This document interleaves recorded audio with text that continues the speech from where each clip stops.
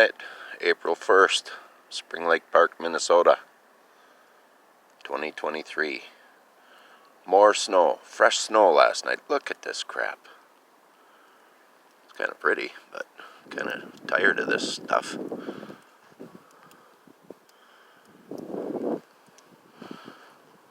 We still had a lot of snow left that hadn't melted, and now a whole lot more came again last night. Good 5 inches.